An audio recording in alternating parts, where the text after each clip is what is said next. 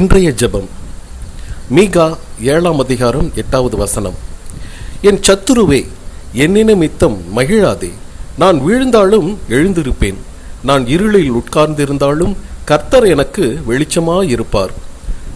அன்பான ஜெபத்தில் இணைந்திருக்கும் அன்பு சகோதரனே, சகோதரியே, சில வழிகளை யாரிடமும் சொல்ல முடியாது. சில இரவுகளில் கண்கள் மூடினாலும் மனம் மட்டுமே விழித்தே இருக்கும். வீட்டில் எல்லோரும் தூங்கிய பிறகு தனியாக அமர்ந்து எதிர்காலத்தை நினைத்து அமைதியாக கண்ணீர் விடுபவர்களும் இருக்கிறார்கள். நான் இன்னும் எவ்வளவு நாள் இப்படித்தான் வாழ வேண்டும்? என் குடும்பம் எப்போது நிம்மதியாகும்? என் பிள்ளைகளின் எதிர்காலம் என்ன ஆகும்? இந்த கேள்விகள் உங்கள் மனதில் இருந்தால் இன்றைய வேதாகம வசனம் உங்களுக்காகவே. நான் இருளில் உட்கார்ந்திருந்தாலும் கர்த்தர் எனக்கு வெளிச்சமாயிருப்பார். இருள் என்பது முடிவு அல்ல, விடிவதற்கு விடியல் வருவதற்கு முன் இருக்கும் ஒரு பருவம். வேதாகமத்தில் ஆகார் வனாந்தரத்தில் தனியாக இருந்தால் தண்ணீர் முடிந்தது, நம்பிக்கை குறைந்தது. ஆனால் அவளுடைய அழுகையை தேவன் கேட்டார். அவள் கவனிக்காத ஒரு நீரூற்றை தேவன் அவளுக்கு காண்பித்தார். பல நேரங்களில் பிரச்சனை தேவன் பதில் தரவில்லை என்பதல்ல, நாம் இன்னும் அவர் திறந்து வைத்திருக்கும் வழியை பார்க்கவில்லை என்பதுதான். கருணையுள்ள ஆண்டவரே, மாதங்கள் கடந்தும் வேலை கிடைக்காமல் காத்திருப்பவர்களை உமது கிருபையில் ஒப்படைக்கிறோம். நேர்காணலில் தோல்வி கண்டவர்களின் மனதை தேற்றும். நான் தகுதியற்றவன் என்ற எண்ணத்தை அகற்றும். நீர் திறக்கும் கதவை யாராலும் மூட முடியாது. சரியான நேரத்தில் சரியான இடத்தில் சரியான வாய்ப்பை வழங்கும். உழைப்பின் மதிப்பை அனுபவிக்கும் நாளை விரைவில் காணச் செய்யும்.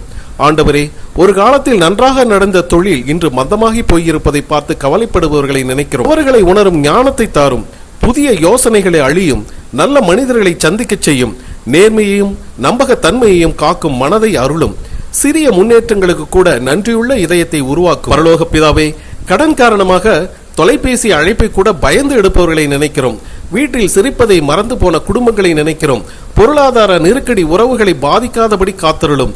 செலவுகளில் கட்டுப்பாடு, வருமானத்தில் வளர்ச்சி, முடிவுகளில் ஞானம் ஆகியவற்றை அருளும். ஒவ்வொரு சிறிய முன்னேற்றத்திற்கும் அது நன்றி சொல்லும் மனதை தாரும். கர்த்தரே, நாள்தோறும் மருந்து எடுத்துக்கொண்டு வாழ்பவர்களை நினைக்கிறோம். மருத்துவ பரிசோதனை முடிவுக்காக காத்திருப்பவருக்கு அமைதி அளியும். அவர்களை சுற்றி இருக்கும் குடும்பத்தினருக்கு புதிய பலன் கொடும். நோயால் வாழ்க்கை முடிந்துவிட்டது என்ற எண்ணம் அகலட்டும்.